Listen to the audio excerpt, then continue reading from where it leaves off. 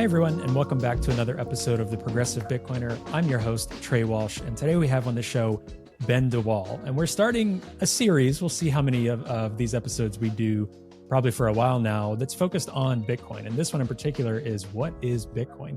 So getting into the fundamentals of Bitcoin. And really, this was spurred on, as I discussed in the episode, from a friend of mine who said, okay, I've heard about the human rights arguments, the environmental arguments about Bitcoin mining and things like that we love to talk about on this show. But, what are the fundamentals behind Bitcoin? Like, what is it? How does it work? So that's exactly what we try to tackle as concisely as possible in about an hour and a half with this episode with Ben. And we'll be sure to do others as well throughout the year, focusing on this, anticipating a bull run, anticipating more people getting into Bitcoin, becoming curious. We want to provide some context and provide some fundamental videos and podcasts for folks as well to learn about Bitcoin and how it works, what's going on, Bitcoin mining, proof of work, Lightning, why does it have value? Does it have value? All of these different topics we cover in this episode and many more that we'll be doing. So would definitely love your feedback on this episode. And as always, you can reach out and give us feedback on this show and what things we might have missed, what you want to hear more from us. You can reach out to me at hello@progressivebitcoiner.com. But Ben, some of you might know Ben, he's been around in this space for quite a while, being in Bitcoin since 2013. He's a software developer. He's a cypherpunk, I would say, really passionate about these things. He's worked at companies like Swan, and now he's doing a lot of Bitcoin consulting for different companies and projects, focusing on Bitcoin and engineering, architecture, things like that. So he was the perfect person to talk to about Bitcoin fundamentals. We used a lot of analogies. We got a little technical in some areas. So if some of it was a little too complex for you, as I've mentioned in this conversation, that's okay. We've given you some good nuggets to think about and to dig deeper into, which will provide more resources in the coming weeks about. So hopefully this was a good intro to some, whether you're a veteran or whether you're new to Bitcoin. I think there's something for everyone in this episode, and really enjoyed this conversation with Ben. So thank you so much, Ben, for coming on, and encourage all of you to share this episode very far and wide for people that want a better understanding of Bitcoin. All right, before we get to the episode, do not forget about our promo and discount links from Bitbox and Saz Mining in the show notes, and would encourage you all to check out our Substack as well, where we have a weekly newsletter and episodes of the podcast delivered directly to your inbox, so you can sign up for that free newsletter today. All right, I will let you get to the episode, and we will see you again next week.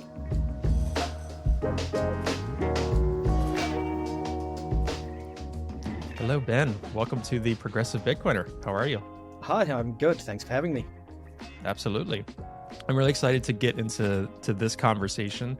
As I kind of described to folks on Twitter and described to you, and I'll say it for those listening that haven't seen these previous messages, one thing that spurred me on to have this conversation of what is Bitcoin is I was literally hanging out with a friend a few weeks ago. This same friend who's been slowly getting into Bitcoin and stuff like that is really into coins and gold coins and understanding sound money, one of those types. Yep. And, our show, very specifically, we focus a lot on progressive value stuff, like the environment and, fighting FUD from the left on like environment, Bitcoin mining, human rights, like why Bitcoin is really important. So I think we're doing a relatively good job of that, because a lot of friends I have are like, oh, I see that Bitcoin is like relevant. I see that like it's important in the world and the use cases.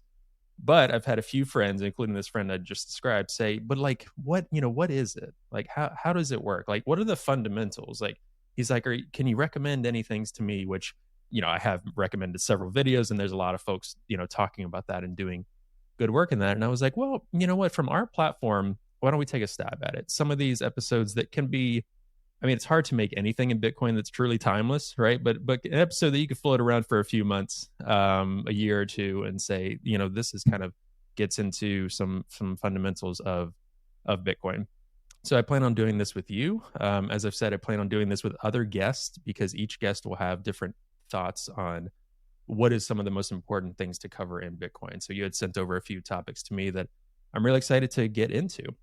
Now, for those guests that are kind of coming into the podcast, that I hope this podcast will be widely shared with those that aren't in the Bitcoin ecosystem and really just looking for what is Bitcoin. This might be the first pod they hear from us, or a Bitcoin pod. Can you give people a little bit of a background of of who you are. I mean, you've got a lot of different things in your background that I think are really interesting and exciting. But if you want to give people a little background to who you are.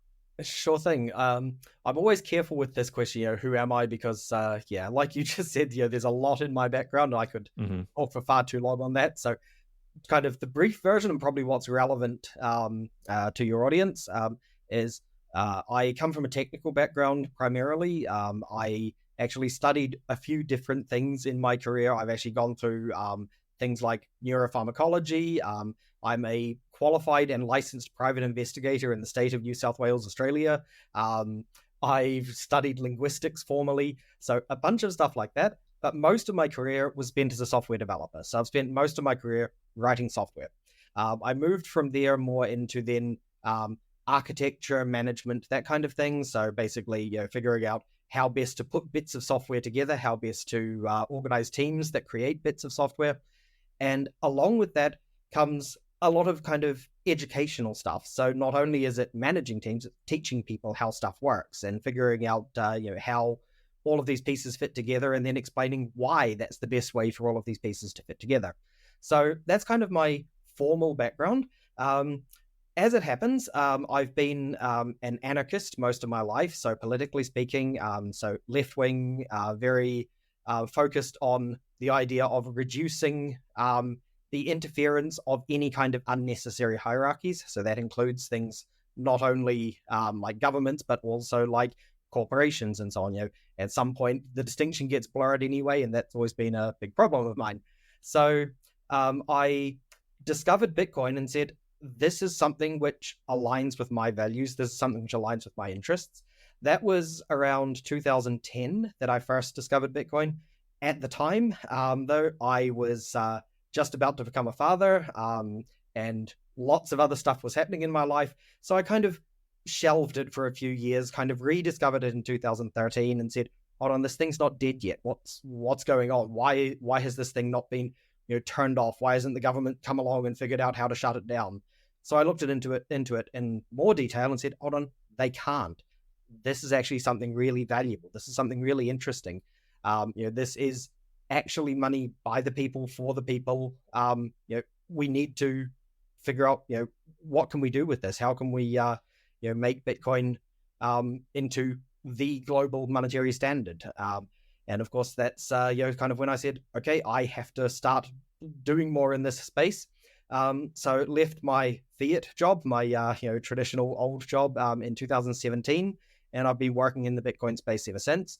I've worked for some relatively large, well-known companies in the space, like Lightning Labs, like Swan Bitcoin.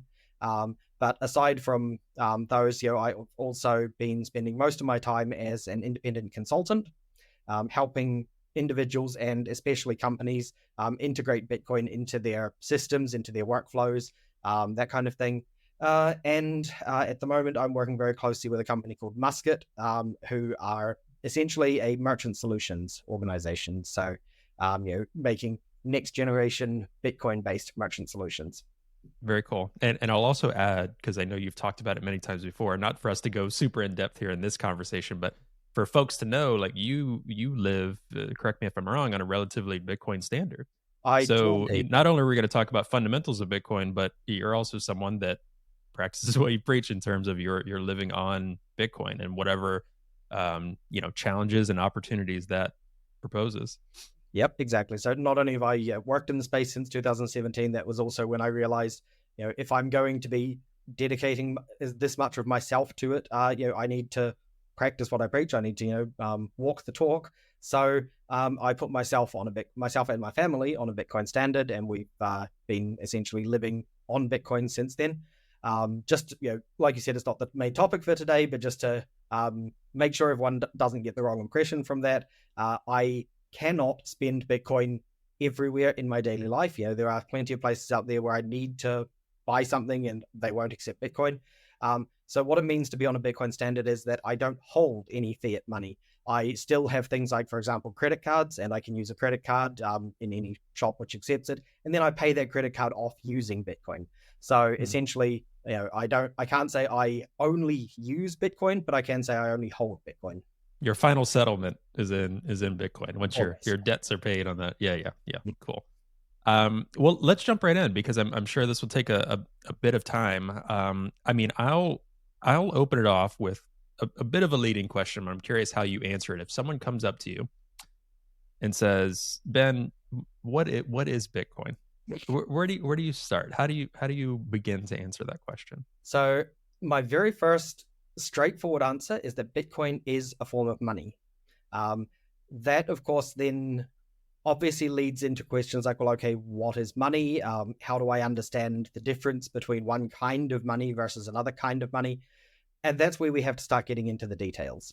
So, yeah, Bitcoin is money, but specifically, Bitcoin is a form of money that isn't controlled by any kind of centralized entity.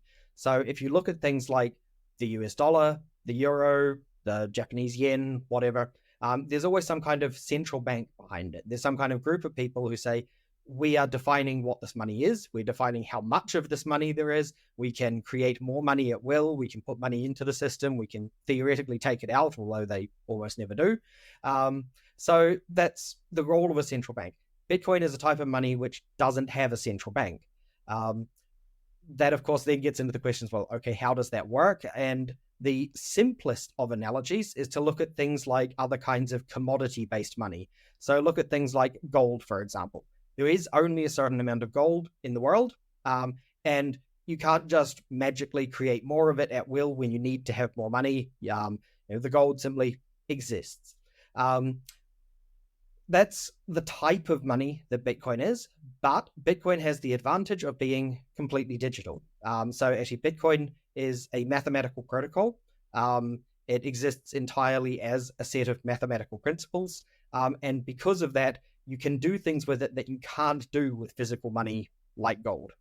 So that's, I think, the very, very high level overview. What is Bitcoin? Yeah, that makes sense, and I'll try to also on my end think from my friends who who ask those questions because even myself, like you've been in Bitcoin far longer, and I think I'm having you on because I think you can explain it better than I can.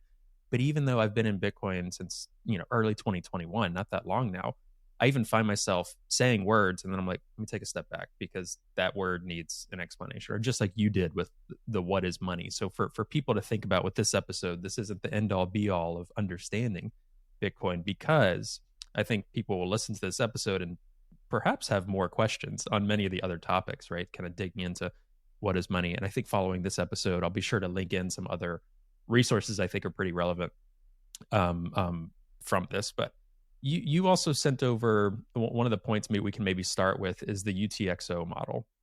Yeah. And I'm happy to go in any order of the things you sent over and have them on my end. But if you wanted to dig into that a little bit, what is a UTXO? Why is it important in Bitcoin? Yep, absolutely. So in Bitcoin, there are a lot of different acronyms and unusual terms that people are going to hear. And one of those quite often that people will hear is UTXO. And it sounds scary when you start throwing out all of these different strange words and acronyms. But really, UTXO is just an abbreviation. It stands for unspent transaction output. And it means pretty much exactly what it sounds like. It's the output of a transaction. So let's say I have some Bitcoin and I want to send it to you. I want to send you all of that Bitcoin that I have, whether that's 1,000 Satoshis, 1,000,000 Satoshis, whatever. Satoshis, by the way, are the smallest unit of Bitcoin. 1/100 millionth of a Bitcoin is a Satoshi. If I wanted to send you some amount of Bitcoin, what I will do is I will take my UTXO, my unspent transaction output, and I will perform a mathematical operation on it called signing, and then assign that to a piece of information that you have given me, which allows you to prove that you now own it. So what I'm actually doing is destroying the old UTXO and creating a new one. That may sound very abstract, especially when I talk about performing some kind of arcane mathematical operation on it, but a very good analogy of it. And remember, all analogies are just that. They're never perfect, but a very good way to think of it is imagine some boxes. Those boxes are everywhere in the world at once. They are stored on a globally distributed ledger called the blockchain or the time chain. And those boxes are the UTXOs. I have a key to open the box, and when I do, it can never be closed again. So what I do to send you a certain amount of Bitcoin is I open the box that I have a key for. I take out all of the Bitcoin that is in there. I then create one or more new boxes based on other keys. So it could be my own key, it could be your key. And I put that Bitcoin that I have taken out into those boxes. Now, that's an important distinction to the way that a lot of other money works. If I make a transaction with a lot of other systems, I may just take some of the money out and give that to you and leave the rest of it in the box. But Bitcoin doesn't work that way. You always take all of the money out of the box and you'll put some of it maybe into another box that you own and some of it into the box of the person you're sending it to. So you can think of those boxes essentially as the individual UTXOs, and the keys that we're using to open the box is the way that we define who has access to it. So when I'm going to pay you, you give me a piece of information. That information is generally in the form of a Bitcoin address, and the address is really just a way of identifying your box. You have a key, so you can generate the address from that key, and now I can put money into your box without me being able to open it again afterwards. Only you can do so. So that's the very basic idea of the UTXO model. You can imagine some more complex cases, of course, because this is all digital, because it's all mathematical. We can do clever things like have multiple keys to open a single box. So you can get into these really interesting kind of scenarios. Yeah, as you were talking, I visualized like storage units too. In turn, because I think that was one of the things early on that I learned. I mean, once you get into like, okay, holding dollar bills and realizing, okay, what is the dollar management system, right? So with Bitcoin, everything it's all on a ledger. It's all, you have keys to access and to unlock, but it's not that you actually hold the box in your house. Like the boxes are always accessible, but it's the private key that creates the ownership. So when people say they own Bitcoin or they own sats, you own the private keys to access it, and only you can access it, or whoever can access it that has that private key. That for me was a important distinction, is separated a bit from like gold ownership, or like, having that thing on your hand. It's kind of the same thing at the end of the day. But that's an important distinction to see that it's on this public, decentralized ledger. Absolutely. It is actually an important distinction for multiple reasons. One of them, of course, is that when people talk about having a Bitcoin wallet, let's say I have a Bitcoin wallet on my phone and I've got 100,000 sats on my phone. What that really means is that I have a private key on my phone, which is capable of accessing one of those boxes on the time chain containing 100,000 sats. And I could have the same key on a different device somewhere else, which is also capable of accessing it. So a lot of people kind of get this idea in their head, oh, I've got the Bitcoin on my phone or on a hardware wallet or on my computer. That's not true. You have the key on those things. And that distinction is really important because you can have the same key elsewhere as well. So you can have multiple devices in multiple places which have the same key on them. That's a really important distinction, because otherwise you can get into a false way of thinking, oh, I lost my phone, therefore I lost my Bitcoin. That's absolutely not true. I lost my phone, but I had my key backed up somewhere else, so no problem, I can still access my Bitcoin. Yeah. Well, I think this leads into another topic very similar to what you're talking about, which is the wild world of key management. I think that's a lot of conversation is around centralized sources, like a Coinbase or like a Cash App or something like that, where people can buy Bitcoin and it's accessible, here in the States. But you don't have access to your own private keys. And then there's other solutions. And I think people can think so many different ways about private key ownership. And is it really complicated? There are many complicated methods to do it. There's more simpler methods.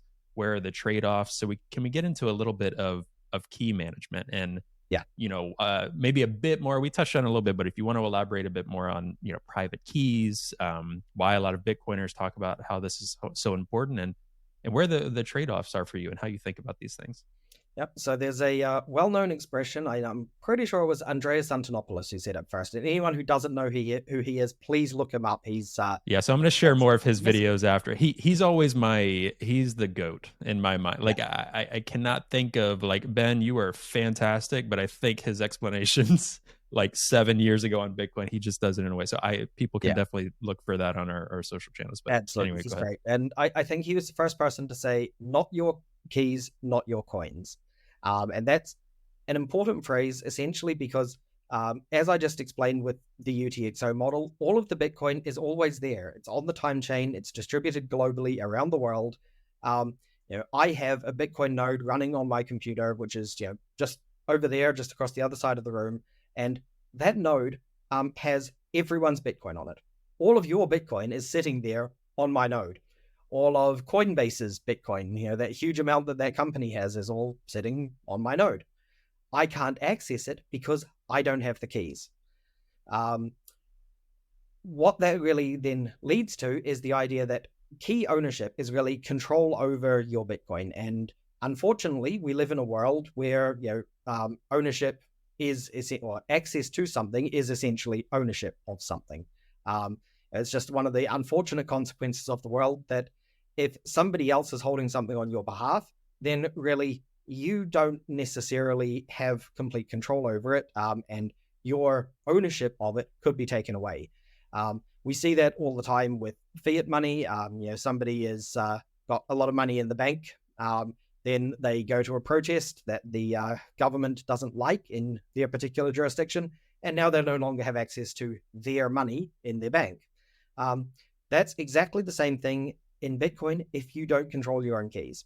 So if you go to a website like Coinbase or Kraken or any of these other large exchanges, and you purchase some Bitcoin, you exchange some of your fiat money for some Bitcoin, then that Bitcoin that is there and is theoretically yours, it may be even contractually yours, depending on what the conditions are with the exchange, but you don't actually have control over that. So if this company were to close down, if they were to be compromised, somebody were to hack into their systems, then you could lose access to that Bitcoin. You could say, hey, please give me the Bitcoin that I theoretically own, and maybe they will, maybe they won't. Most of the time, under normal circumstances, they will, but there's a trust relationship going on there. Whereas once you have the Bitcoin under your own control, under your own keys, then nobody can take that away from you. The only way really would be to actually steal the keys in some way, such as, I've got it on a hardware device and somebody physically steals that device and forces their way into it. Or I've written it down on a piece of paper and put it in a safe and they, crack into my safe and steal that bit of paper. That's about the only way somebody's getting access to my keys. Whereas when it's under somebody else's control, it's a lot fuzzier, it's a lot more fluid. This episode of The Progressive Bitcoiner is brought to you by Zeus. Zeus is a self-custodial Bitcoin wallet for Android and iOS. The app features a built-in Lightning node that allows you to take full control of how you make payments on-chain and on Lightning. You can easily onboard to the Lightning network and let Zeus's Lightning service provider, Olympus, do all the heavy lifting for you. Or you can get more hands-on and curate your own Lightning channels with whoever you transact with most. Zeus has best-in-class privacy and allows you to have great peace of mind when sending and receiving Lightning payments. Not only does the Zeus team not want to know how you're using your money, but they're building things in a way that they can't know. There's also a first-of-its-kind Lightning address that will allow you to receive payments 24/7 to your mobile wallet self-custodially. This is a great solution for a range of people. For those who just want to have the technical ability to set up their own infrastructure, to nomads and dissidents that need to accept donations on the move. Other Lightning wallets don't give the users this level of control. In fact, many of them operate more like bank accounts that can be revoked and ultimately lead to you losing your money. With Zeus, you're in full control of your private keys and therefore can start to take full control of your financial destiny. To learn more and to learn where to download, head to ZeusLN.com. So in terms of keys, can we talk a little bit about backups and what that looks like? Because keys accessing Bitcoin, there's a number of different ways that you or you can elect others or multi-sig situations or all of these things. Maybe just a couple examples. A lot of people think of for those, once you get into Bitcoin, you hear a little bit about seed phrases and kind of what I consider like backup words, right? Like kind of these set of words that if you lose your Bitcoin hardware wallet or lose your phone or whatever, and need to transition to a different app or a different way of accessing that Bitcoin that, as you said, is there, just needs the key to access it. You have these words that if you enter in, that unlocks your access to Bitcoin. That is the key. So can you talk about some of what those backup looks like? Because when people hear keys, they're like, okay, well, like, what does that look like? Yep, absolutely. So here's actually something perhaps important to understand first, that a lot of people, even people have been around Bitcoin for quite a while. Something that not a lot of people realize: you don't always need the same type of key to access one of these UTXOs, one of these locked boxes on the chain. The boxes are locked according to what are known as spending conditions, and those spending conditions can be a wide variety of different things. You could even have a UTXO which says the spending condition is that the block number is higher than 83,000, which means in about 82,000. 820,000. I mean, so 830,000. Yeah. I was like 83 right now. Went back in time. Yeah, in about 2.5. In about 2,500 blocks, that would just be accessible to anyone because that's what the spending condition said. So the spending conditions are what's important, and most of the time, the spending condition is simply I can prove that I have access to this particular address using a private key. And what that private key really is a mathematical number. So it's a number which you have generated, and then you can derive other numbers from it using some mathematical principles. It probably isn't worth it to go into all of the cryptography here as to how that works, but to give a really simple example of a one-way mathematical function, which is the type of things these are, it's very, very easy to multiply two prime numbers together. So if I said to you, what's 17 times, it's another prime number, 7. You could work that out very quickly. But if I gave you the product of those two numbers and told you, tell me the two prime factors of that, the only way you can actually figure that out is to go through and guess. So you try a bunch of different prime factors until you find the right ones. Now imagine I had a couple of prime numbers which are 100 digits long each, and I multiply them together, and I give you the product of those two numbers. Trying to find the two prime factors of that is a Herculean task, even for a computer, because there is no known way to figure it out other than to simply try it. Now, Bitcoin doesn't actually use that particular type of one-way function. It uses different things. ECDSA, the elliptic curve digital signature algorithm, is kind of a standard. But the idea of a one-way function is that I can have a private key and generate a public key from it. So the public key is that product, and I can give that to anyone. And the public key helps you generate an address. So from the private key, I generate a public key. From the public key, I generate an address. And now I can say, okay, I give that address out to anyone. They have no idea what my private key is, but I can very easily use my private key to prove that I can not only generate that address, but do it in such a way that I can say, I will be able to access the Bitcoin that was now sent to that address because I have the mathematical proof for that. So that's the idea of a key from a mathematical point of view. What that then means is I have a number. At the end of the day, a number.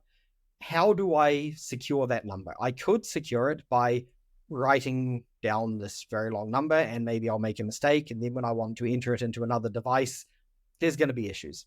So instead, we have a bunch of different methods. There's one very common standard, though, where you convert that long number into a bunch of words.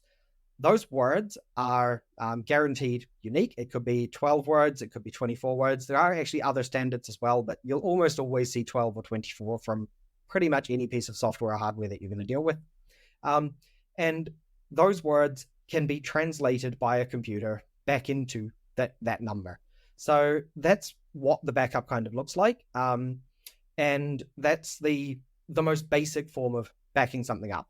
Obviously, anyone who gets access to those words can now regenerate the same thing. And so because of that, there are other security things. You mentioned the idea of multi-sig, for example. So I can have one of these locked boxes on the chain, which actually takes multiple keys. So instead of only one key, I now have to enter 3 keys to open it. Or maybe there are actually 5 locks on it, but I can enter any of 3 of those 5 in order to open it. And that would be called a 3 of 5 multi-signature. So there were 5 keys used, or 5 locks used to lock it, but I only need any 3 of them in order to open it. There are some issues with that. Using multi-sig, you do need to know the public key for all of the 5 private keys, not just the 3 that you're using to open it. So there are caveats, and this is where I really say, if you're going to do something like that, you need to understand it yourself before you actually just dive in and do it, because there definitely are people who have lost access to their Bitcoin by doing multi-sig the wrong way. So yeah, I highly recommend people actually look into it and understand it before using something like that. There are other ways, by the way, of splitting a key up as well. There's something called Shamir secret sharing, which I personally am quite a fan of. I think it's a very interesting technology. Again, it has its own limitations, and you have to understand it before you necessarily dive in and use it.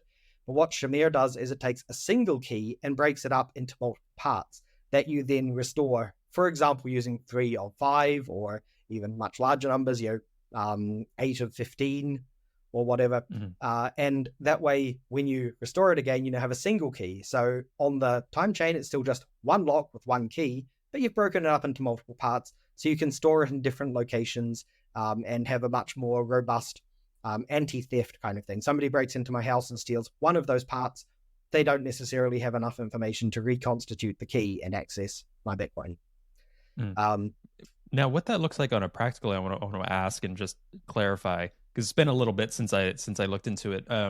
So that on a very practical end looks like different sets of seed phrase backups, right? Different sets of words. Let's imagine you have them on pieces of paper. So, you have 5 pieces of paper with 12 or 24 words on each paper. That's kind of the password to unlock. If you have 3 of 5 of those sets of pieces of paper, then you can unlock that box. That's what you're describing, right? Exactly. So one of the advantages, though, with multi-sig compared to Shamir, so I just mentioned I really like this Shamir secret sharing system. One of the advantages of a traditional multi-sig instead is that I don't need to bring all the pieces together to do it. So what that means is I could have multiple people who only need to collaborate with each other, but never actually need to bring their keys together. So let's say we had a 2 of 3 multi-sig, you, me, and somebody else. And any 2 of us can collaborate to spend that Bitcoin.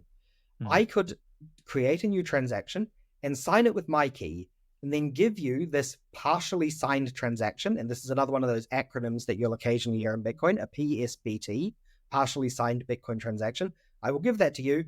You will sign it with your key, and then we broadcast that to the network. So what we've done is, without ever bringing our keys together, we've collaborated on signing a transaction.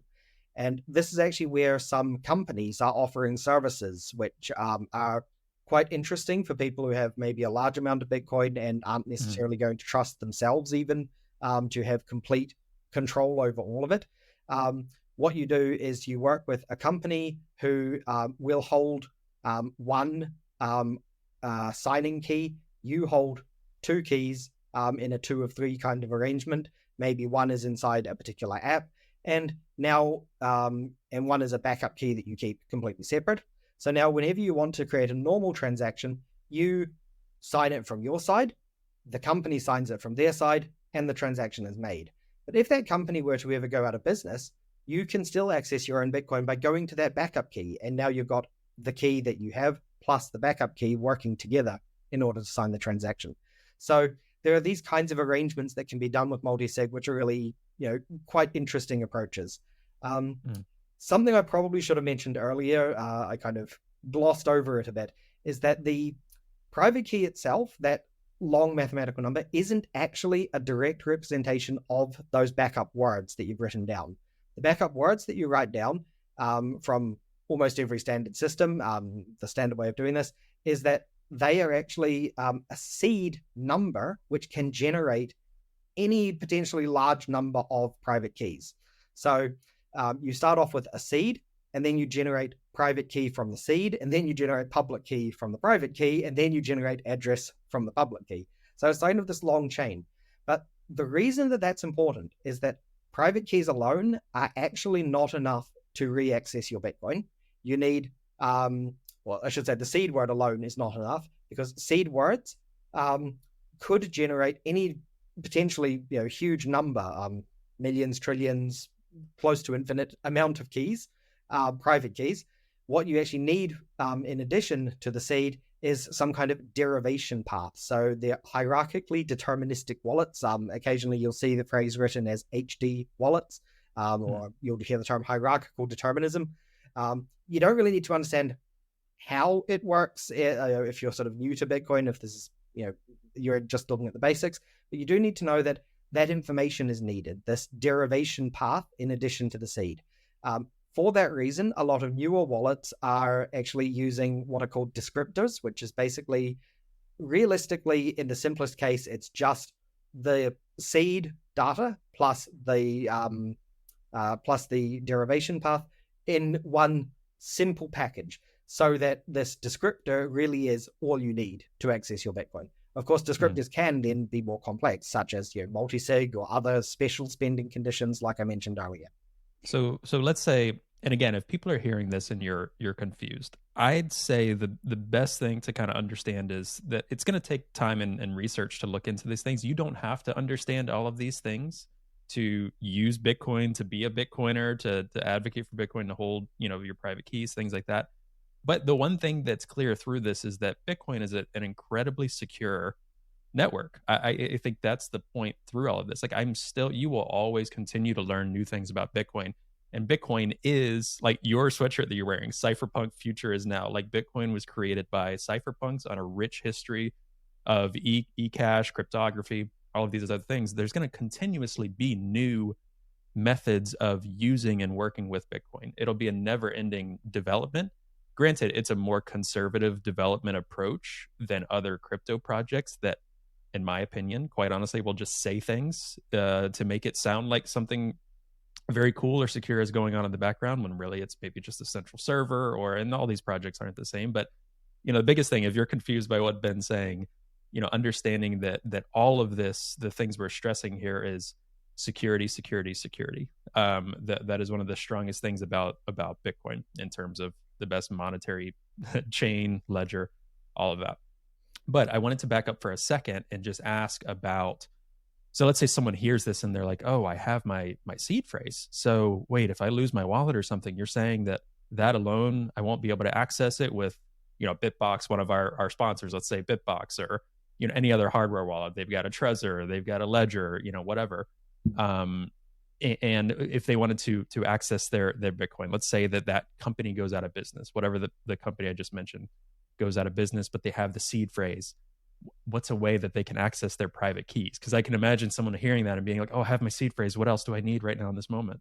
Yeah, absolutely. So it's one of the good things with these derivation paths is they are actually relatively standardized. So it's not entirely it's not entirely the case that if you only have your seed phrase, you will never access your Bitcoin again, because there's a very good chance that you're going to be able to guess what the derivation path was.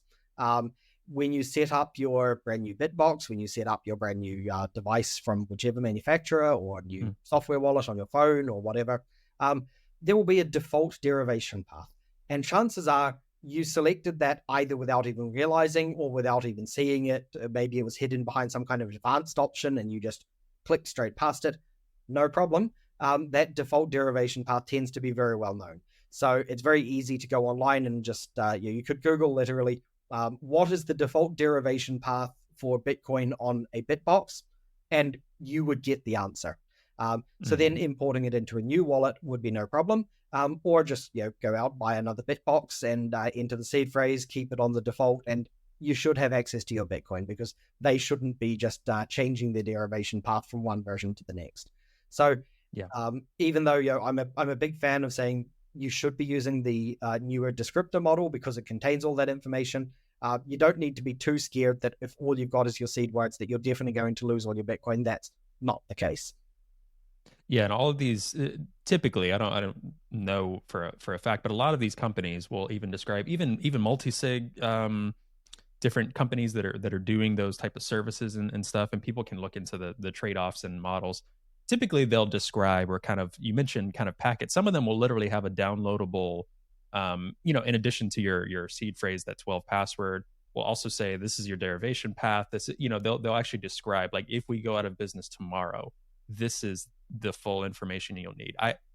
I personally would say a good company Yeah. puts that out there to make it as clear as possible, saying if we're not here tomorrow, this is how you'll still be able to fully 100% access your Bitcoin. But even without that, there's so many different ways that different wallet makers, different key services, things like this will assist with that.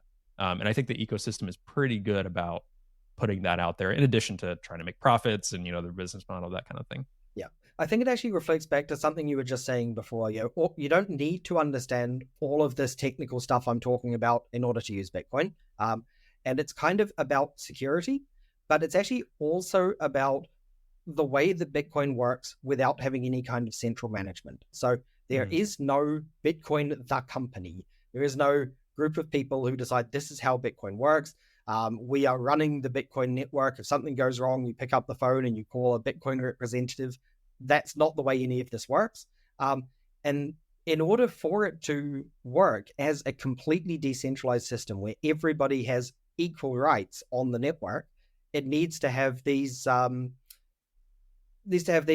cryptographic principles in order to build a system like that. So while it's relatively complex under the hood, all you really need to understand is this idea that I have access to my Bitcoin through my private keys. It could be just me, or it could be me collaborating with some other private keys.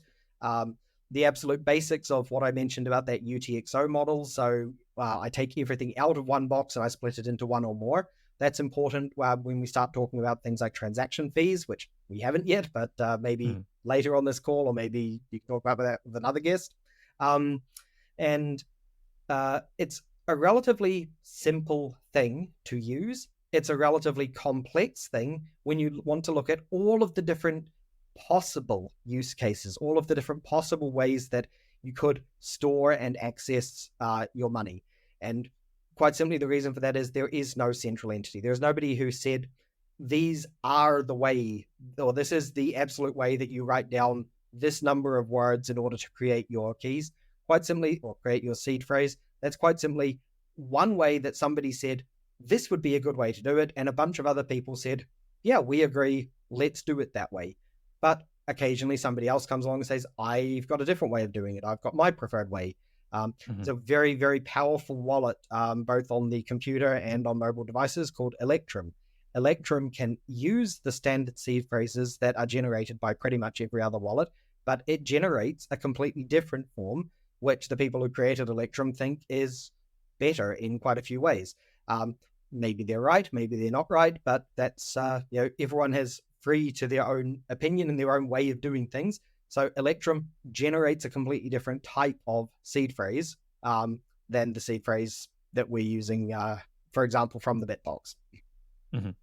One of my favorite things about Bitcoin too is it's completely opt-in, and it's giving you complete control. It's your choice how you engage with the network, how you use Bitcoin. I mean, this is a separate conversation, but what you put onto the Bitcoin network and how you interact with Bitcoin, people might define Bitcoin differently in terms of what it is, because it's software, it's open source software, pretty simple at the base layer.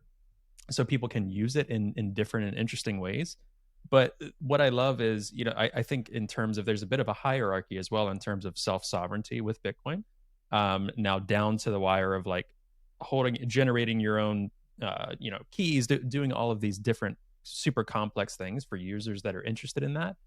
To the very top layer, I would argue, is perhaps something like a Bitcoin ETF. Now, again, there's a big difference between private keys and Bitcoin ETF that I don't think would take too long for someone to understand. But a Bitcoin ETF is just following price action, right? So you might say, okay, I see that Bitcoin is going up in price.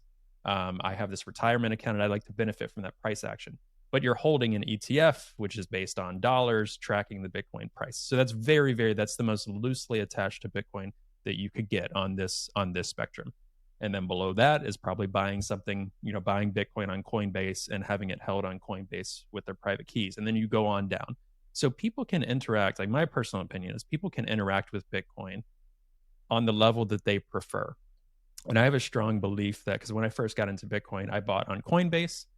And then I quickly, though, I've said it on this pod before, not got in my head, but I was like, ooh, I want to try to hold this the most secure way possible. Because I started to understand the properties of like, oh, I can actually hold this.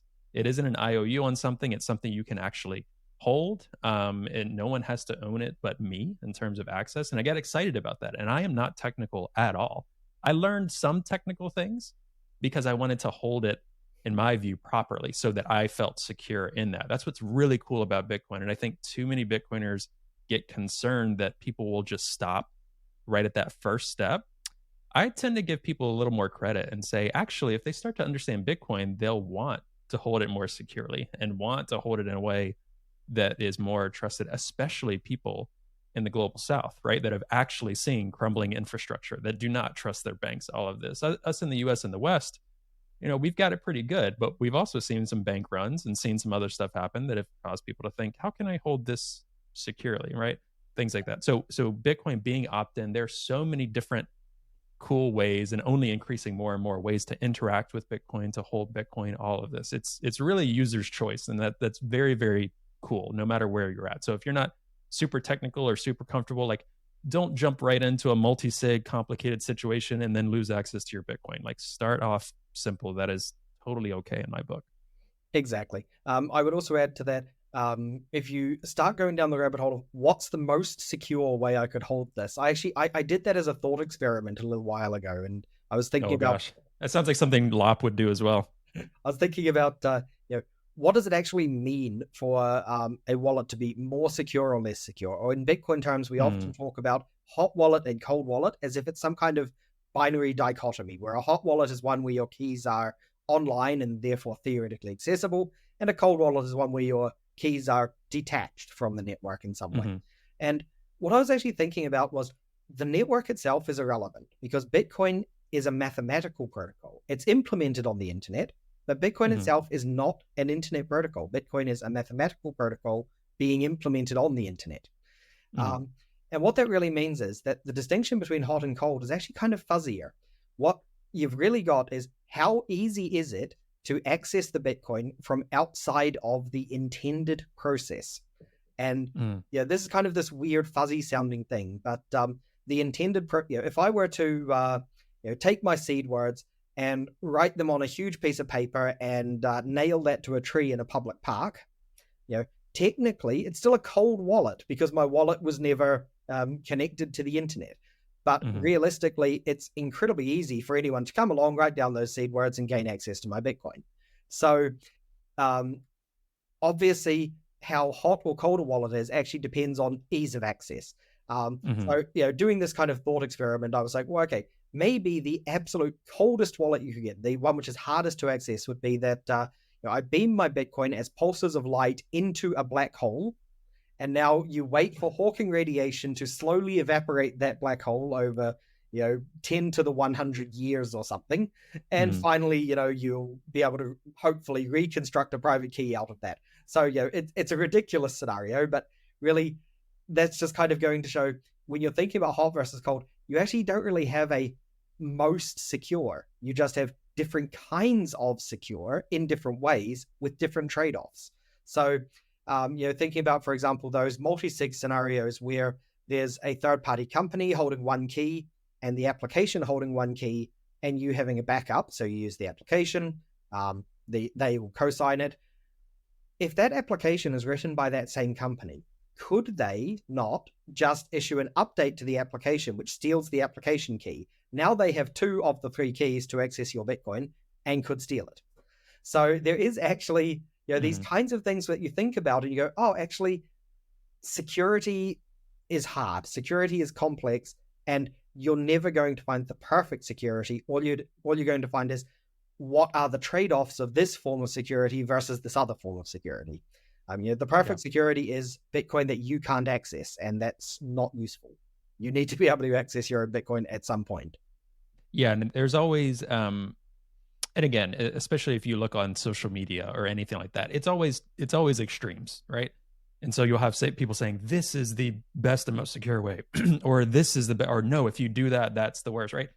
I think emphasizing, and I've seen more and more people do this, which is good, like the trade-offs, and it depends on your individual situation and circumstances. Like, how safe is your home environment? Are you more transient? Are you on the move? Like, what is your level of comfort with technology? Or with, for some, I would say, if you are, I'd prefer, me personally, I'd prefer someone to deal with some multi-sig company like you're describing, rather than do something they're not super comfortable with and lose access, right? Because the whole point is, what is that trade-off with having access but being comfortably secure, rather than full security but more likely to lose access, which means it's actually not full security. Like, you and I think, are very comfortable talking in the philosophical sense versus the truly technical sense of, okay, technically this element might be most secure, but in actuality it's not, because, okay, in 25% of cases they will lose this key. So I think people need to, everything about Bitcoin too is like, a lot of individual choice. You need to think for yourself about what is best for your situation.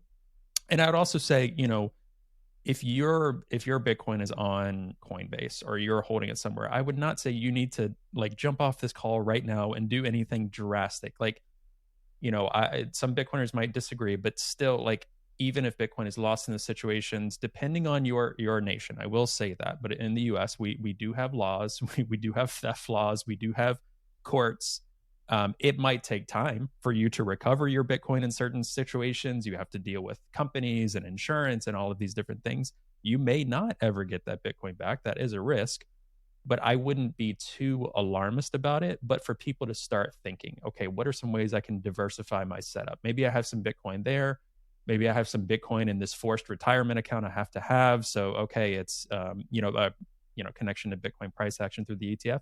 But you know what? I'm going to start experimenting with this more private, secure element with some low amounts of Bitcoin, some really small ones. I'll send it back and forth. I'll play around with that, see how comfortable I am.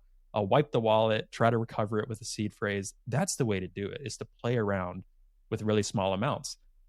You might get burned a little bit. For me, that's how I learned. I got burnt a little bit on very, very small amounts. I'm like, ooh, okay, I know what I did there. If you really care about it, play around with it and get to know it. But you don't need to rush into anything extreme in the moment, right? Like, in my opinion, our country is not defaulting tomorrow in the United States. In some places, there might be more dire consequences. So I think that you have to evaluate all of that, long story short. Exactly. Everyone's situation is unique, even within one particular country or economy. Some people in the United States, for example, it's going to be very easy to take a small amount of Bitcoin and transfer it between a few different wallets and that sort of thing. For other people, though, that may be actually a difficult thing from a transaction fee perspective. It may be a difficult thing from the cost of purchasing a hardware wallet to try it out, if they are going to try that kind of thing. If they want to do multi-sig and they heard somebody say, well, it's good to have different hardware manufacturers so you're not tied to one particular hardware attack. There can be financially prohibitive things going on there as well. So it is, everyone's situation is unique, and everyone should try to evaluate for themselves what's best. Just to plug my own services very slightly here, as an independent consultant, this is something I help people do. Anyone who's really interested in that sort of thing, I encourage them to reach out to a consultant, whether it be me or somebody else. If that's something which is, again, something you can afford, because of course, also not only a hardware wallet's not free, consultants aren't free either. But there is plenty of free information out there online. And I'm sure this series you're doing on the Progressive Bitcoiner here, is going to help a lot of people at no cost. So, I think that's a wonderful service as well. Yeah, for sure. There's multiple different entry points, no matter those price things like that. Gosh, I've got so many other questions that we could talk about. I think a couple of more points I definitely want to make sure to focus on in this episode. One being, maybe I answer it philosophically, and I want to, then we can shift into fees, Lightning Network, that sort of thing.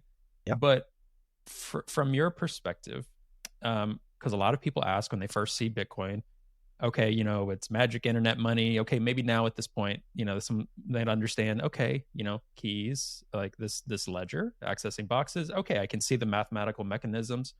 But from your perspective, why is Bitcoin valuable? Like, where does Bitcoin derive its value from? Some people might say, in an old frame of thinking, what is it backed by? All of this. So when someone asks that question, like, well, it's worthless, say someone on the opposite end, if they're listening to this show, they probably don't think it's worthless, probably a little bit curious. Yep. Someone said, so where does Bitcoin derive its value from? Can we go into that a little bit? Value. So this is getting into some sort of deeper philosophical questions here, but you have to then ask, what is value? Value is what I personally choose to consider something I want to have. So value is a subjective thing in the mind of an individual. If I'm crawling through a desert and I haven't had anything to drink in a long time, I will value a bottle of water very, very highly. Whereas if I'm just hanging out in my house, sure, I value a bottle of water. It's a nice thing to have, but it's it's nowhere near as critical to me at that point. So its value isn't as high. When we talk about the value of things, what we're normally talking about is intersubjective value. So rather than it just being my subjective value, it's my subjective value and your subjective value together, so that we can have some idea of being able to trade things between us. So, maybe, the classic old example of trade, I have 2 goats, you have 1 cow. We both agree that you would like to have 2 goats and I would like to have 1 cow. So we value those either roughly the same, or maybe I value a cow slightly higher than 2 goats and you value 2 goats slightly higher than 1 cow. So we both feel like we had a good trade when we swap those things. So that's what value is.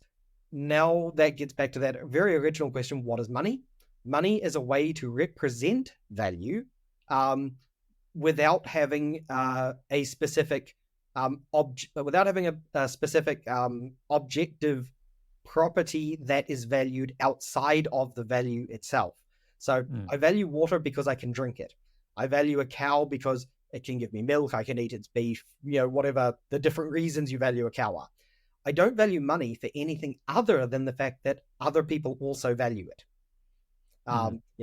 Money to me, whether it's euro, dollars, Bitcoin, all of them are valueless if nobody else wants them from me. Sure. So money is the representation of value without having its own inherent value. And I'm always careful with terms like inherent value as well. I actually consider the term quite meaningless. What I really mean when I say inherent value is inherent properties that give it value. So give a value to individuals. So Bitcoin is money. Therefore, the reason it has value is because it's money and other people also want to have it. Then you get to the question, okay, why? Why do other people want to have it? Why does anyone want to have Bitcoin compared to other kinds of money? So then you get into something called the properties of money. Money is good at being money when it has certain properties. It's bad at being money when it doesn't have these properties. So to give a really simple example, divisibility. Let's say I have a small 1 gram piece of gold. Right now, I think that's worth a little bit over $50 US. I'm not actually really sure. I never look at the gold price that much, but let's call it $50 US. If I wanted to go and buy a candy bar with this 1 gram piece of gold, that would be difficult because it's quite hard to take this 1 gram piece of gold and shave off just enough of it to have the exact right amount of weight in order to buy a candy bar. So the divisibility of gold is relatively poor when you get to small values. That could be, you can even imagine other scenarios where you've got houses. We're going to use houses as money from now on. Well, if I'm going to buy a candy bar, how do I do that? Do I buy 100 million candy bars for this house and then swap and then start giving out candy bars to other people? So divisibility is important. Other properties that make money important are things like verifiability. So you can verify that it is what it says it is. With a dollar bill, for example, How easy is it to fake a dollar bill? Well, it's got all these nice little security mechanisms in it, so it's relatively difficult, but you still can. How easy is it to fake a gold bar? Well, relatively easy to fake something that looks like a gold bar, but then you can maybe, do different tests on it, like the weight of it. You can melt it down to see if there was any other material hidden inside it of a similar density. All these kinds of things let you verify that gold is actually gold. So different properties exist on money. Bitcoin, in most of the properties that you can think of as far as money is concerned, is quite simply a better form of money. It is more divisible than most other forms of money. It's incredibly verifiable because of this entire UTXO model, with the time chain being distributed all over the world. And we haven't talked about the mining process at all, but that also helps ensure the verifiability of the Bitcoin. There is the idea of scarcity. So something else we haven't mentioned yet is that Bitcoin is limited in the amount of Bitcoin that can exist. So if I have, we'll go back to that water example. If there's a lot of water available, water isn't that valuable. If there's only a very small amount available, then all of a sudden water becomes incredibly valuable to me. The scarcity of something, and it doesn't even matter exactly what those values are, simply is it a scarce resource or not? Is it limited in supply? Makes it more valuable than something which is unlimited in supply. US dollars are a really good example of that. Recently, the Federal Reserve has been printing a huge amount of dollars over the last year or two. There's been more money. I don't remember the exact figures, but over the last 6 months, there was something like more money printed than there was ever printed before that, or some insane figure like that, some insane concept like that. And that shows that dollars themselves are not scarce, and therefore the value of dollars can go down. There's more dollars into the economy. The value of each individual dollar goes down, unless you're increasing the total value of the economy to match, which clearly isn't happening. So a fixed supply really helps with that. And there's a bunch of other properties. I don't think it's useful to necessarily go through all of them. There's some great articles online about that sort of thing. But talking about the properties of money, Bitcoin quite simply has better grades, better marks in every property you can think of, with perhaps the exception of acceptance, in that Bitcoin is not as well accepted around the world as several other currencies. So Bitcoin is actually more accepted than some very small currencies. Bitcoin is far more accepted, for example, than the Tongan Pa'anga, the currency of the Kingdom of Tonga in the South Pacific. You will find more people in the world willing to accept Bitcoin from you than Tongan Pa'anga. So Bitcoin isn't the worst in terms of acceptability, but you'll definitely find more people willing to take US dollars from you than you will Bitcoin right now. Yeah. And I think that's a place that a lot of Bitcoiners would agree on, or really advocates of Bitcoin, and those that start to understand, like many would argue that Bitcoin is the best form of money for those things. So there's articles that delve more into that, but I think that's a great way to put it. There's that subjective value of, if no one wanted to use Bitcoin, okay, like Bitcoin isn't a guaranteed success story. Like people have to want to be interested in holding it, spending it, using it, all of that sort of thing. So there has to be interest in it. But then there's these more objective, I know for someone like you especially would cringe at these words, which I love. Just that value, that what are the properties that make people interested in it. I think that was a really good summary of that. But you touched on, I do want to touch on a little bit, because we could go further, and I'll probably do other episodes that delve more into the weeds on mining. We've talked about Bitcoin mining on here from the vantage point of climate change in the environment, and how it actually could be beneficial for renewable expansion, capturing methane, and how the benefit of Bitcoin in capturing, stranded energy and monetizing that. So it's actually a way to expand these things and do a really good job of that. So we've talked about kind of the mining element in that way. But in terms of taking a few minutes here to talk about the process of mining, what people talk about with proof of work versus proof of stake, I think people would be very interested in hearing about that, and understanding that a little bit more. And then the last thing I'd want us to touch on is maybe kind of Lightning and the other reasons for layer twos in this fee environment and growing fee environment. Yep. Absolutely. So mining. The term mining was created in order to give you a comparison to precious metal mining. And there are definitely some similarities, but there are also a lot of differences. So I'm always Can I say really quick that the more I think about it, the more upset I get that we really captured that. That's my personal opinion, that that mining took off because it's more of a computation data center. So for me, mining, I'm like, I think that created a lot of the FUD, but they would have found other reasons for FUD. So of course probably not. But yeah. I agree. I think there's a lot of bad terminology in Bitcoin. The term wallet is bad. The term mining is bad. Even the term transaction is bad. And I can briefly mention why on that one, because it's kind of relevant to this point here. Sure. One Bitcoin transaction can contain many real world transactions. So I mentioned, a transaction really was opening the box, taking all the money out, and then putting it in one or more boxes. One or more is very much the key there. And even I could have opened multiple boxes, taken all the money out, and then put those in multiple other boxes. So a Bitcoin transaction is really just a record being written into the time chain. And that record can be 0 real world transactions, or could be hundreds of real world transactions, or as we'll talk about soon with Lightning, could even be the opening or closing state of potentially unlimited number of transactions that happened in between. But okay, so what mining is, I mentioned with this UTXO model that I have a key to open a box, and then I put the money in your box, and now you have a key to open that box. Where did that process start? At some point, the Bitcoin had to be in a box. Who decided that and how? That's what mining does. So right at the very start of Bitcoin, every time a new block was created, it would contain 50 Bitcoin in a brand new box. So the person who creates that block or mines that block is able to put 50 Bitcoin into a new box.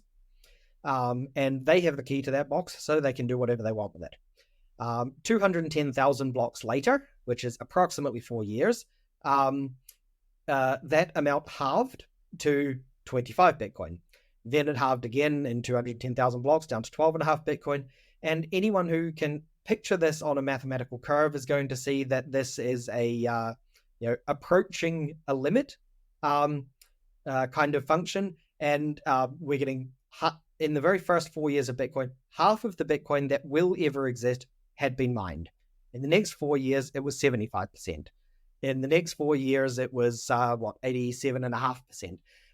So the amount of Bitcoin that gets put into a new box every block is halved, and that approaches that fixed limit of 21 million that we mentioned. So this is where that number comes from. It's actually a tiny bit under 21 million Bitcoin. Another way to put that is 2.1 quadrillion Satoshis, because sats are actually the fundamental unit of Bitcoin. The Bitcoin unit is just a abstraction, doesn't really exist. So you could actually say the first blocks had 5 billion sats, then the next time was 2.5 billion, and so on. So that's the mining process for starting the UTXOs. But what that explains is why the miners want to do it. So why are the miners doing this to begin with? Well, they get Bitcoin out of it. If you mine a block, you get some new Bitcoin, which is great if you're a miner. And what are they exactly doing and why? So what they're doing is producing a block to be written onto this global ledger, onto this chain of a whole bunch of new UTXOs. A block isn't just one UTXO, it's a whole bunch of them. And it's size limited by the data size, not by the amount of Bitcoin that's in there. So we could be transferring all of the Bitcoin in existence. We could be transferring a tiny amount of Bitcoin. It doesn't matter. One block simply contains a certain amount of data, and it gets written to the chain. Any miner can write a new block to the chain. There is no rules about who can do it or when or how. The only rule is that it has to contain a certain cryptographic hash value.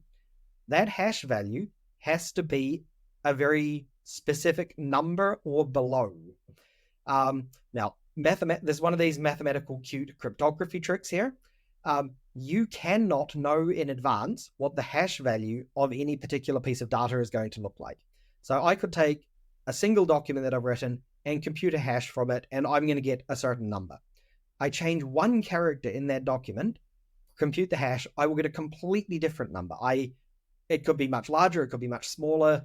You have absolutely no way of knowing before you compute the hash what it's going to be. So by requiring that this hash is much, much smaller than a particular value, you can see that if I am a miner and I put together a bunch of transactions and I create a new candidate block, it's called, so a new potential block, and then I create the hash of it, and I look at that hash and I say, is this bigger or smaller than the number I'm allowed to be, so the target value? Oh, it's bigger. Okay, I'm going to have to change something in the block and then compute a new hash. Generally, the thing that they change is this kind of meaningless number called the nonce, but they could actually change anything. You could take a transaction out, you could put a different transaction in, you could change the timestamp on it. It doesn't actually matter, but it's just easier and faster to change this meaningless number. So you change this meaningless number called the nonce, and you compute it again. And it's still not small enough. So you do it again and again. And you do it trillions of times until, oh, look, I finally found one under the value. And now I will broadcast it to the network. And every other node on the network can look at it and say, is this block valid? Are all the transactions in it valid? Does it contain the hash of the previous block as well? So I know that it's linking on from the previous block. That's why it's a chain. It's a time chain or a blockchain. And importantly, is this is the hash value of this block under the target for the difficulty? And the answer is yes. Okay, this is a valid block. I will now accept this as valid. And every miner will now try and build their blocks on top of this new one because this is the latest, newest block. This makes you kind of think, well, okay, I'm doing this trillions of times. It looks like we're kind of wasting energy here in order to compute these hashes. But what that actually does is it ensures that you cannot rewrite a previous block without changing every block after it. So if I said, oh, look, there's a block 5 blocks ago which contained a transaction that I'd rather that one didn't happen. I want to just steal my money back. I sent Trey some money, and I don't want to have sent him that money anymore, so I'm going to claw it back by rewriting the blockchain. What I would have to do is not only recompute that block, but I'd have to recompute every block after it, because now by taking that transaction out, I've changed what the hash of it would be, and I need to recompute a new hash. And because every block contains the hash of the previous block, I now need to recompute every block after it. In order to do that faster than the rest of the world is generating blocks, I'm going to have to spend more energy than the rest of the world in order to compute that, which is unrealistic, essentially. So I can't change historical blocks because the rest of the world is still spending energy. All of this is great, but now you think, well, okay, what happens if a whole bunch of new miners come along and now we can find blocks much faster, much quicker. I've invented some new mining technology, or I've put a whole bunch of new mining hardware onto the network. So, I can just compute blocks faster. As soon as that happens, you've got this really interesting thing called the difficulty adjustment. So every 2016 blocks, every node looks at all of the previous blocks and says, how long did it take for that to happen? Was it 10 minutes? Was it slower than 10 minutes, or was it faster than 10 minutes? If it was faster than 10 minutes, then the difficulty will increase. That is, the number, your target number that you have to reach for this hash value gets smaller, so it's harder to reach it. If it was longer than 10 minutes, it gets easier, so the target number goes up a little bit. By adjusting this difficulty number, you can ensure that blocks always come, on average, every 10 minutes, regardless of how much computing power is on the network. That makes it more and more difficult for anyone to go back and change historical things, quite simply because the amount of computing power no longer matters. What matters is, do you have more than everyone else combined? And the answer is, of course, no, you don't. So that's what makes Bitcoin's history essentially immutable, without having anyone centralized dictating what it is. That's the proof of work system, and it's a stroke of genius, especially with the difficulty adjustment. If you have proof of work without the difficulty adjustment, then more power can come along and change history. With the difficulty adjustment, that becomes impossible.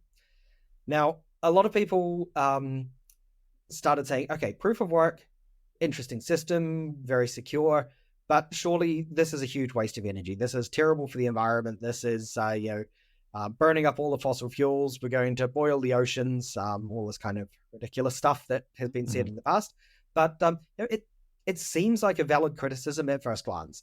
And I think probably there are better episodes to talk about why some of those criticisms are false. I think you've probably already had quite a few specialists on to talk about that stuff, which is great. But because of that, a few other people proposed other methods for doing security on the network. So instead of proof of work, for example, there's an idea called proof of stake. Proof of stake is where I, as a large holder of the tokens on this network, say, I'm going to stake my tokens. I'm going to put them up and say, if I lie about this, take my tokens away from me because I'm a horrible lying person. And now I stake my tokens and I get to essentially vote, or in some cases am elected to say what is the next valid block. And it keeps me honest because I don't want to lose my money. But really what you actually end up with in a proof of stake environment is that the rich get richer. Simply by holding a lot of money, I now earn the rewards from new blocks. And there is no historical security in proof of stake. So if I have enough stake, or if I have enough power over the network, enough ability to change the network, I could theoretically go back and change a whole bunch of previous blocks and simply in those blocks make it look like I had the most stake and was therefore able to make that vote. So proof of stake is inherently far, far less secure than proof of work. And the main reason is that it's tied to something internal to itself rather than something external. So if you notice, what Bitcoin is really tied to is the energy that was put into it. And it's by computational power. Right. Yeah, mathematically secured through that difficulty number. So the energy is simply being proxied into that mathematical representation. But energy is a fundamental property of the universe. Stake in a network is only a fundamental property of the network itself. So proof of stake is inherently gameable because of that. You can cheat it because it's entirely within the system. The only way to cheat proof of work would be to invent an infinite energy machine. And if we can do that, we don't need money anymore. So problem solved. Hi, everyone. Hope you're enjoying the episode. Today's episode is brought to you by Bitbox. Now, Bitbox is a hardware wallet that's open source, incredibly secure and easy to use, and it's what I'm using to safely secure my Bitcoin in cold storage. Now, I know self-custodying Bitcoin can really be intimidating, but Bitbox is designed for ease of use without compromising on security. It's USB-C compatible and allows you to easily back up and restore your private keys with a micro SD card, which is really cool. Now, you can purchase the Bitbox using the promo code TPB at the link found in the show notes for 5% off your purchase. And I really want to thank Bitbox for their support of the podcast, and I'm really excited about this new partnership. All right, I'll let you get back to the episode now. Yeah, I think we'll do other episodes in the future too. I mean, we've done it here and there of debunking some FUD on energy, but I also think it would be cool to do an episode at some point that's really getting into, because the one thing I want to make clear too is that no system is perfect. There are systems with trade-offs. There are good arguments to discuss with Bitcoin mining, how to do it more effectively, how to, all of these things. There are criticisms and ways to improve any system, but we're trying to get into the fact finding first to just talk about what it is. And I think that's a great comparison that you just did between proof of stake. And again, I'm not one of those people that I just think because of proof of work and Bitcoin, that makes it the best, most secure form of money. And I don't think you can have the best, most secure form of money on a proof of stake system because of what you just described. If they want to do other things, their choice. You know what I mean? Like, it's not my thing.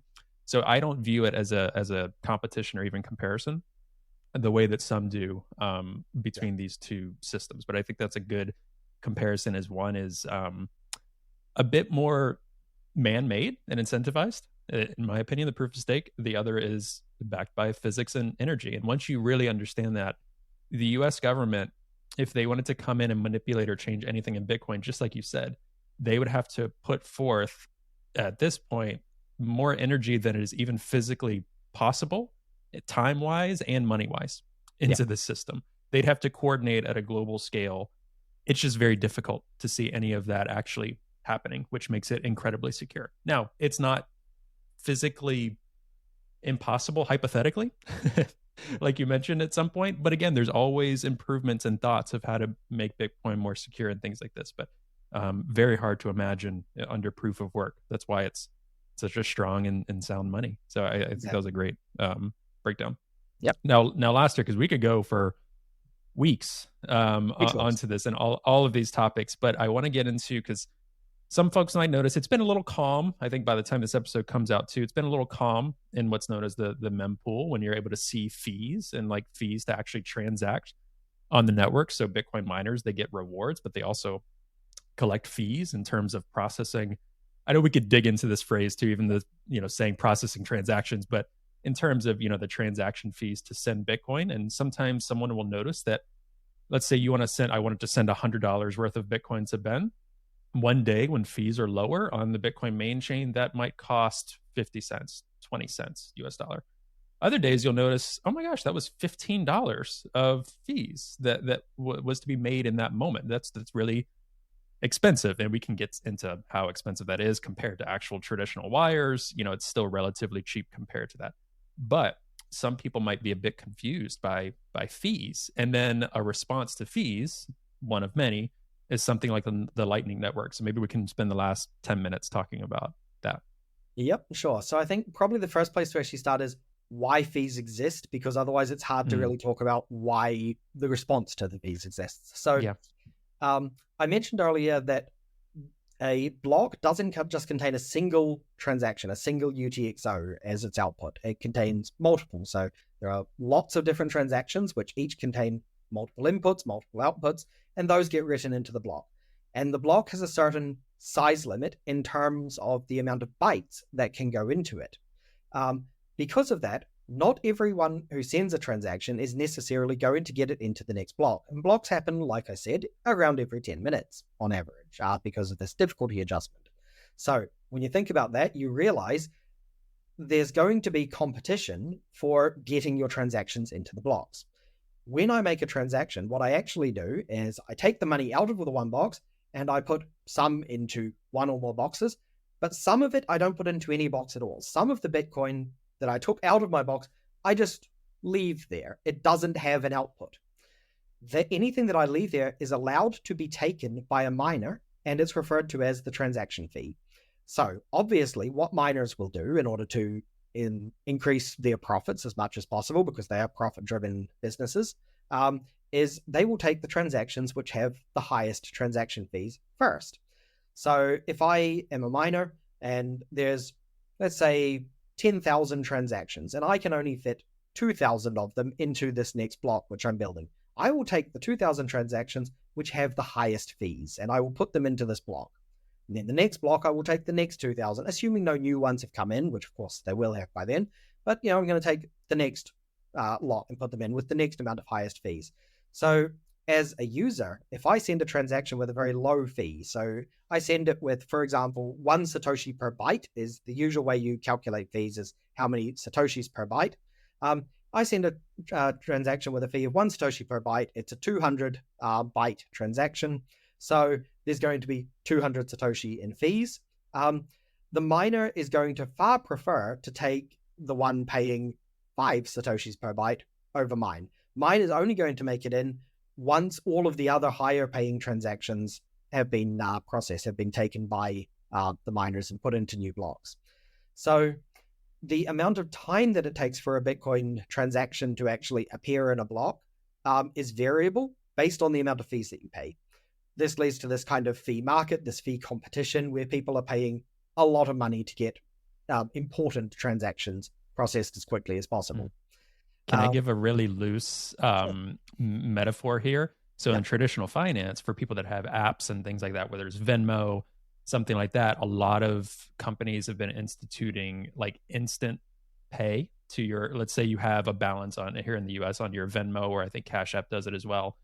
You can do a traditional withdrawal from that. Let's say you have a balance of $100 and a traditional withdrawal is free for you, but it takes 3 to 5 days to land in your bank account. you can do an instant withdrawal for like $5 or $3.99, and it will instantly appear when really it's a trust model between the two. It isn't instant, in fact, but it shows up in your bank account within 20 minutes, that number added value. So that's a very loose comparison for people that don't know at all about kind of this transaction model and these settlements. Is you're paying more upfront on Bitcoin to have that faster transaction, which someone might do if they want to settle something immediately. It's very important, it's very timely. You're able to do that by paying the highest fee like you described. So I just wanted to give that really loose metaphor for folks. Yeah, no, it's a good metaphor. I think, like I said earlier, all metaphors have their limits though, and can break down. The important distinction here is that with that, it's a company who is saying, hey, you pay us more and we will institute this kind of trust model and make it go through straight away. Whereas with Bitcoin, it really is the case that there is no centralized entity. Even the miner themselves, they're not a centralized entity. Anyone can run a mining operation and anyone can choose what transactions they're putting in.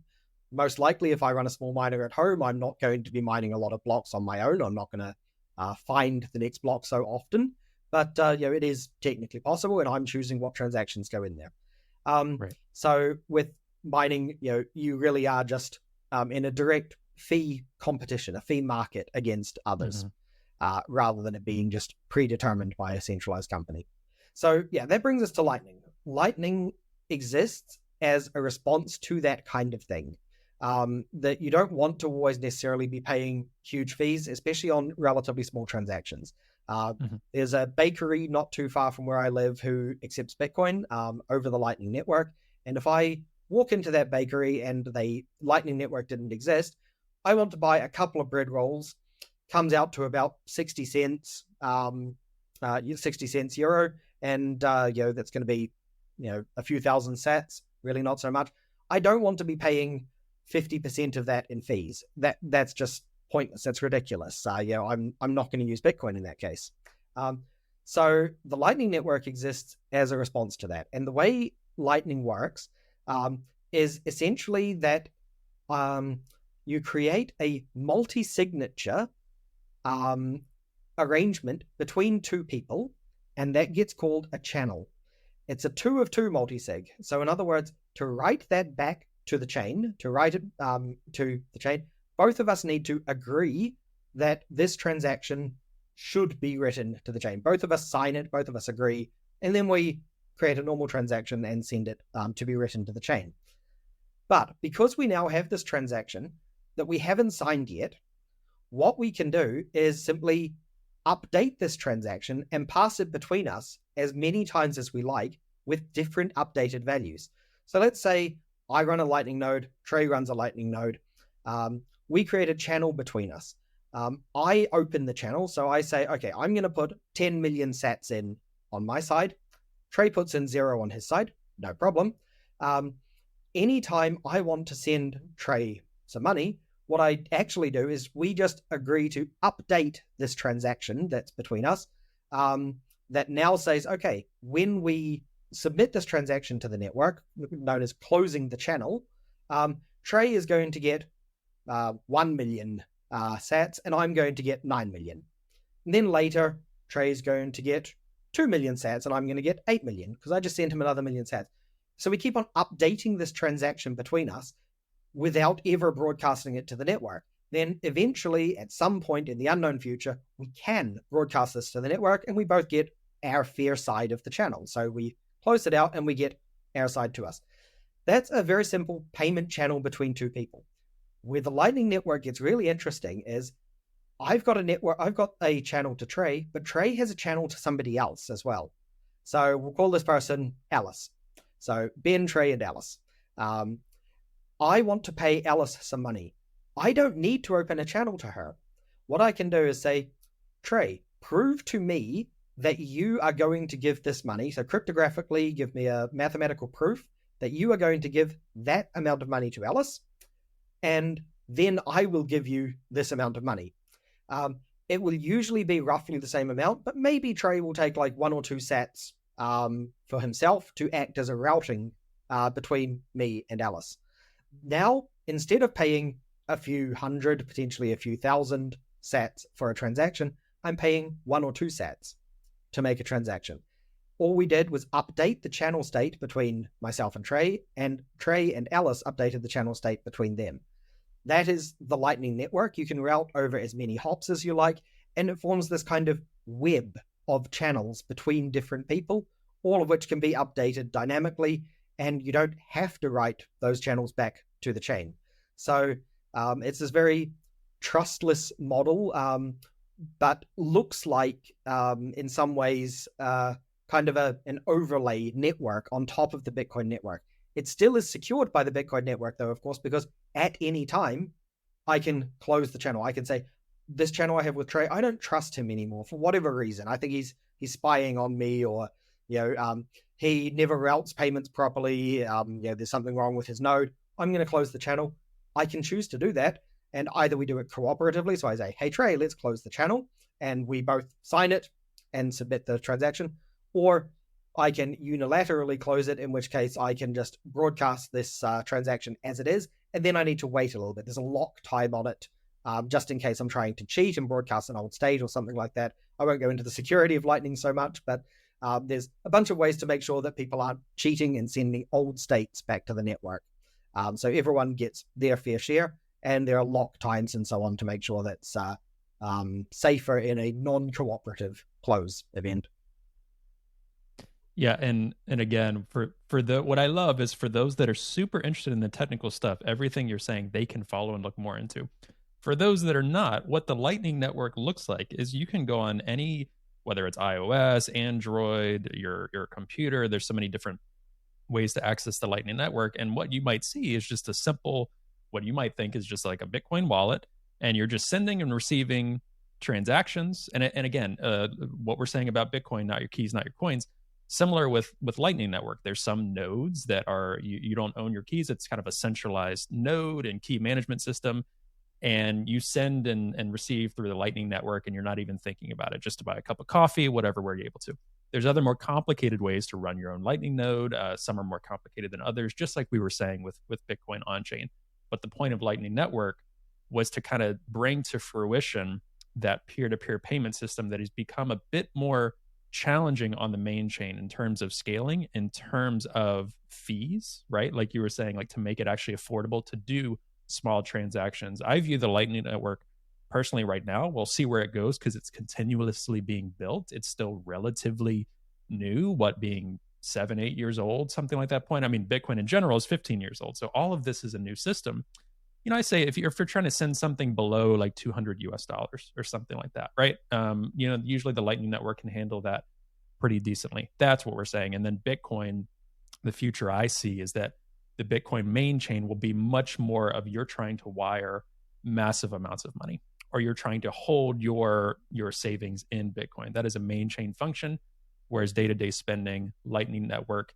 And we'll have more conversations with you and others on there's other layer 2 and layer 3 functionality for peer-to-peer spending. But that's the biggest thing. And the other analogy that I like, again, back to your point of no analogy is pure, is I've heard the bar tab analogy used a bit with Lightning, very, very loosely here, people. So, you open a tab at the bar, they're like, oh, you want to keep it open? Sure. Well, imagine if you kept that tab open for a few hours, a few weeks, a few months, whatever. That is the Lightning Network. You're opening a tab, and then at some point, like you described, you're closing it and settling on that base chain. That's how I like to loosely think about it. But again, the Lightning Network is its own web of complexities, possibly more complex than Bitcoin, and still in development in so many different ways, I'd say to folks. So I think with the bar tab analogy, where it gets maybe a little bit stretching the analogy, is that not only can I keep on paying for my drinks, but now the bar can take some money off my tab that I then give it to my friend who walks into another bar and buys a drink. Mm-hmm.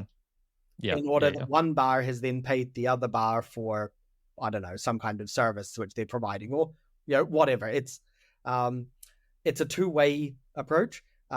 What I actually find is a very good analogy for thinking about it is, if you imagine everyone is holding an abacus between them, and I'm simply sliding some beads backward and forward between us, that analogy actually works quite nicely to think about the liquidity problems. And that's something we didn't talk about here, but when I gave that example earlier, I opened a channel to you, and there were 10 million sats on my side at the start. There was 0 on your side. That actually means you wouldn't be able to pay me across that channel because there is no money on your side of the channel. All the money was on my side. After I've paid you some, you would be able to pay me some because there is now money on both sides of the channel. You can think of that kind of like an abacus with the beads, and you're just sliding them across. So I slide some beads across to you, you slide some back to me, and we keep on doing that until at some point we decide, okay, we put down the abacus and how many beads are on my side, how many beads are on your side. That's what we get paid out as UTXOs on chain at the end. So there are different analogies for thinking about it, and each of them has their strengths and weaknesses and limitations. But yeah, it is, like you say, it's its own thing, and no analogy is perfect. Well, Ben, I think we gave people a lot to think about in this one episode. I always love going back into the fundamentals, because anytime I hear something explained in just a slightly different way, then it causes me to think more. So for folks that are listening to this, if you're tracking everything we talked about, good on you. It's pretty it can be complex. If you're overwhelmed and like, what does all this mean? I'm going to post other links and things for folks to follow up on. We're going to do more episodes like this. I'm going to kind of post and share other folks that talk about these things day in and day out and do tutorials. I would encourage everyone too to play around with different apps and tools within Bitcoin and Lightning. And you'll kind of see the complex things that we started to touch on. You'll see it in reality, and there are varying levels, like I described, of it's kind of like, again, a loose analogy. You're not going to know the inner workings of your laptop or your computer, right? We were talking a lot about the behind the scenes stuff to try to get the point across of what is securing the Bitcoin network, why it is good money, and why we think Bitcoin is headed for a bright future and a very, very secure and stable future. That was kind of the point of this for my friend who was like, how does it work? What are the fundamentals? Well, this episode was for you. So Ben, I want to thank you for doing this. I think you're one of the best to talk about this stuff, balancing, not balancing, the technical components with giving some metaphors, but not doing it too lightly, because some of the metaphors just won't work. Sometimes you have to get into it a little bit. So I appreciate your time and jumping into this conversation with me. No, thank you very much. It's been a pleasure having the conversation, and I'd be happy to come back anytime for further talks. Absolutely. I think we'll definitely do that. All right. Thank you, Ben. Thanks.